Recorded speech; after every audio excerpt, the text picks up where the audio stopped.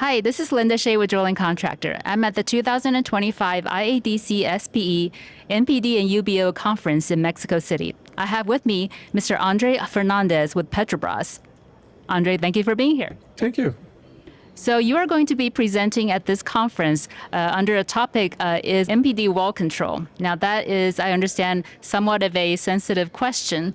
So I guess I want to know what is your answer? Is it or is it not?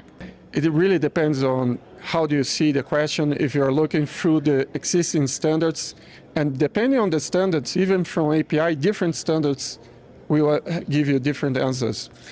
From my understanding and the co-authors, Guilherme Ivan and Felipe Terra, we understand that MPD can be used for well control operations, but it does not substitute everything from conventional well control. It's a tool to be developed, better understood by the industry, so we can have safer operations and more efficient operations, especially considering well control situations.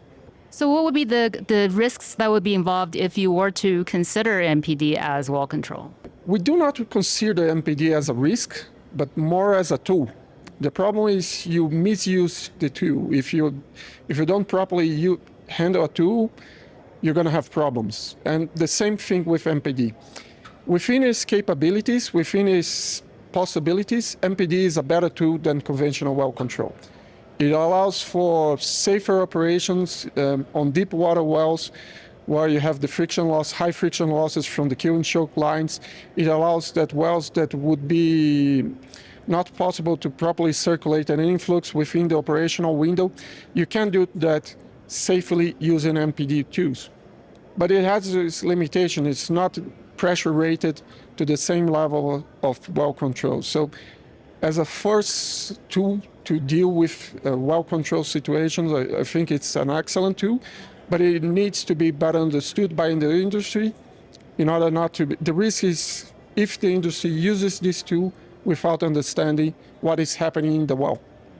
So that kind of follows my next question. So if you were to consider MPD and use it for well control, what are some of the important considerations that you have to keep in mind?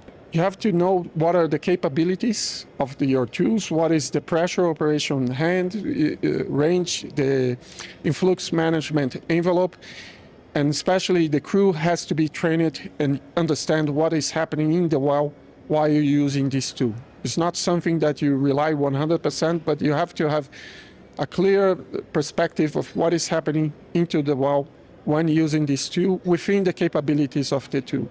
If you are using outside the capabilities of the tool, or if the crew is not aware of what's happening, then you have problems with it, then it can be a risk. But if you're not using it, if you're properly using it, then it brings safer operations.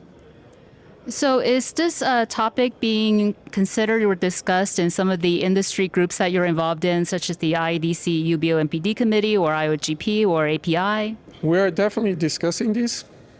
In 2023, this group, the MPD subcommittee, helped to develop the influx management annex for API RP92M and API RP92S, which deals with surface BOP and subsea BOP operations using surface back pressure techniques of MPD.